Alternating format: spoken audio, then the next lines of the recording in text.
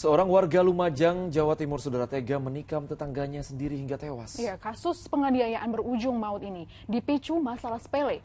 Hanya karena pelaku tak terima korban membuang sampah di pekarangan rumah.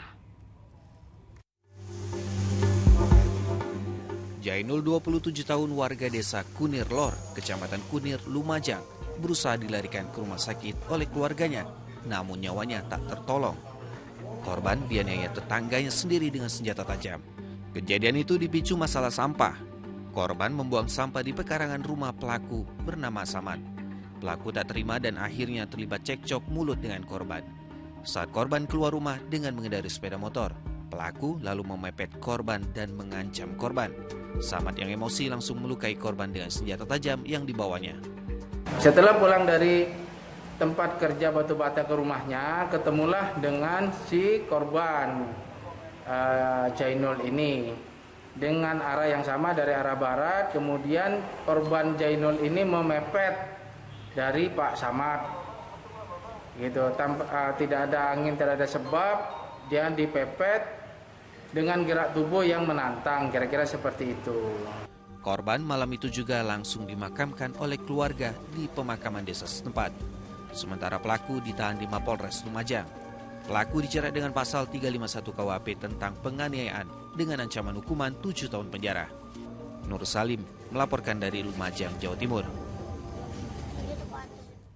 Seorang tersangka pengedar narkoba tewas setelah diperiksa tim Satuan Narkoba Polrestabes Makassar. Terdapat luka lebam di sekujur tubuh tersangka. Ya, tersangka diduga tewas saudara dianiaya anggota polisi dan kasus ini masih diselidiki oleh Propam Polda Sulawesi Selatan.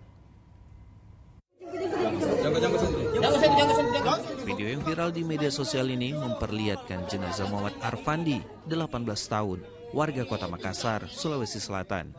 Terdapat luka di beberapa bagian tubuh korban. Arfandi diduga tewas setelah ditangkap tim Satuan Narkoba Polrestabes Makassar Minggu pagi di Jalan Rapokaling, Makassar. Saat menangkap tersangka, polisi menyita barang bukti 6 paket narkoba jenis sabu dan beberapa barang bukti lain.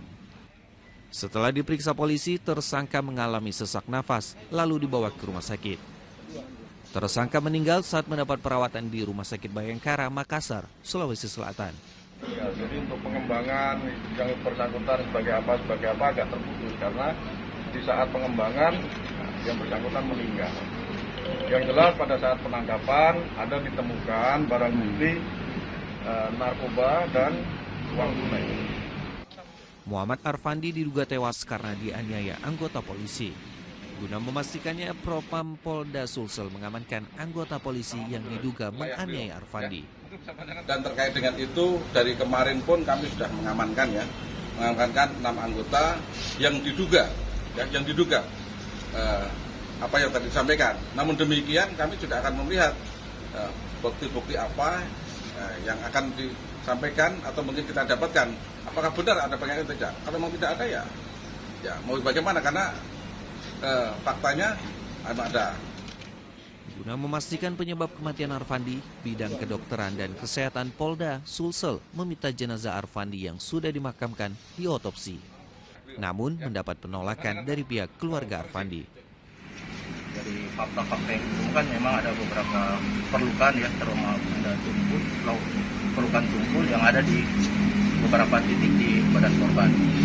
Tempatnya di mana nanti kami akan masukkan dalam satu laporan lengkap di semester kartu. Nah, ketika kita bicara pemeriksaan luar, hal yang harus kita ketahui bahwa kita cuma melihat apa yang ada di luar. Ketika bicara tanya apa sebab mati, memang otopsi adalah suatu hal yang kita butuhkan. Namun kemarin koordinasi dengan penyidik dan keluarga ternyata memang tidak mau diotopsi seperti itu. Jadi keluarga jadi kita tidak melakukan otopsi tidak mayat. Propam Polda Sulawesi Selatan masih menyelidiki dugaan tindak penganiayaan yang dilakukan anggota Satuan Narkoba Polrestabes Makassar. Propam Polda Sulawesi Selatan menegaskan jika ada anggota polisi yang terlibat penganiayaan akan ditindak tegas. Zainuddin melaporkan dari Makassar, Sulawesi Selatan.